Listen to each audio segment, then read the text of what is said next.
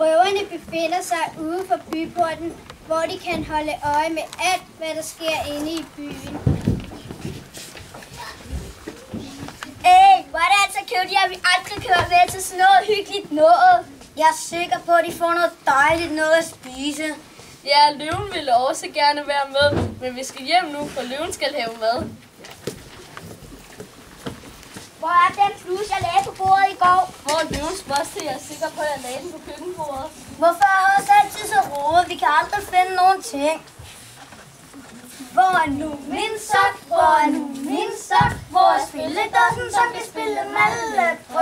Hvor er Jespers hat? Hvor er Kaspers kat, som fik 25 killinger forleden nat? Jeg er sikker på, at jeg havde den i går. Hvor er kop og krus? Hvor er sko og snus? Hvor er bøjen? Hvor er nøgen til det lille hus? Hvor er holderne og kalotterne? Hvor er bogen, hvor der står om holdensholderne? Jeg er sikker på, at jeg havde dem i går. Hvor er poserne med aprikoserne? Hvor er huserne og godserne og sjoserne? Hvor er pillerne? Hvor er brillerne? Frikadellerne og alle karamellerne? Jeg er sikker på, at jeg havde dem i går. Hvor er sæk og spand? Hvor er stik og and? Hvor er Kasper? Hvor er Jesper? Hvor er Jonathan? Hvor er stol og bord? Hvor er syd og nord? Hvor er pengene, vi stjal fra vores oldemor? Jeg er sikker på, at jeg havde dem i går.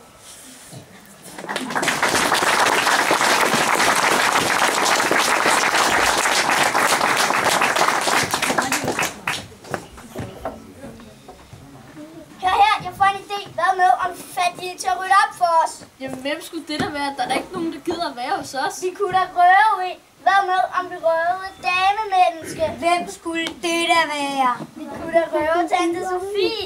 Hun er vist meget god til at holde loven. God idé. Alle tiders idé. Det gør vi. Og da klokken blev 12 om natten, og det var helt mørkt, så låste de døren. Og så gik de ind til byen for at røve tante Sofie. Da de kom hen til tante Sofies hus, åbnede de stille døren, og så gik de ind. Hun lå og snorkede i en hængekøje i køkkenet. De tog hende forsigtigt, og så bar de hende stille og roligt hjem til røverhulen. Tante Sofie sov videre og opdagede ingenting.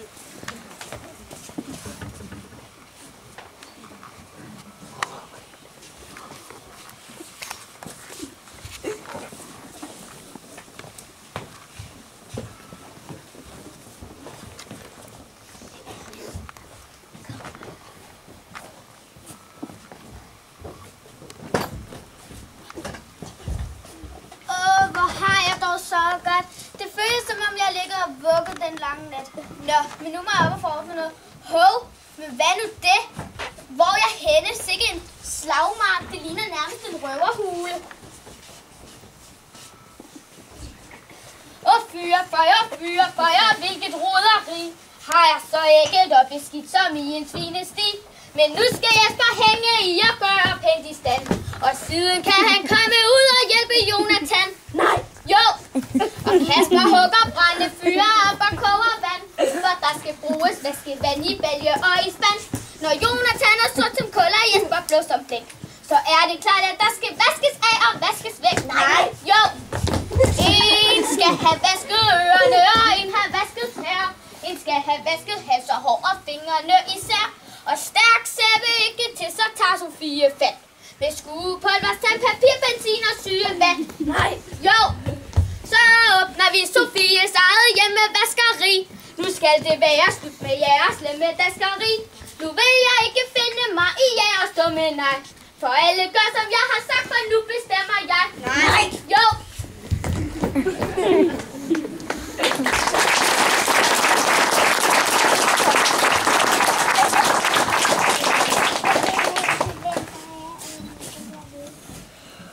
Røverne fandt hurtigt ud af, at det var meget dumt gjort det med at røve tante.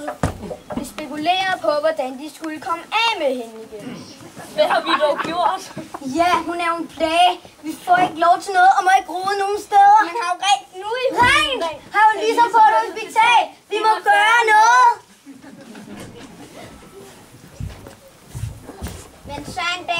de nogen komme. Det var politimester Bastian, og han var sammen med dyrehandleren og Syversen. De kom helt hen til huset og bankede på døren. Røverne havde gemt sig, så det var tante Sofie, der lukkede op. Goddag, tante Sofie. Det er dejligt at se dem igen. Vi har været skrækkelige bange for, at der var sket dem noget. Vi er kommet for at befri dem. Befri mig? Jeg skal skam ikke befri. Jeg har det sandelig fint her. Her er masser at lave, og så er der nogen at være gal på. Jeg har det fint. Mener de virkelig det? Ja, men så går vi igen.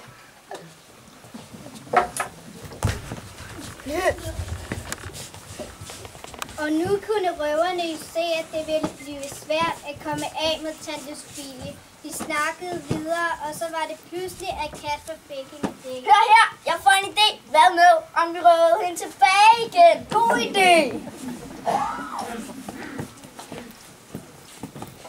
Og de blev hurtigt enige om, at det var den bedste måde at blive af med hende. Så om natten, da det var blevet helt mørkt, så bar de tante Sofie tilbage til sit eget hus igen. Hun snorkede hele vejen hjem, så hun opdagede ikke spor.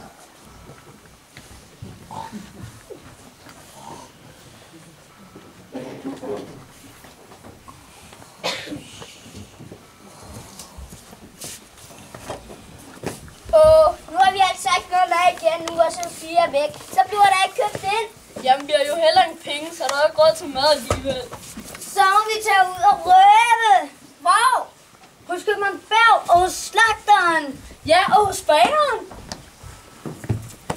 Tommy skyndte sig hjem til sin mor, fru købmand Berg, og så fortalte han hende det hele.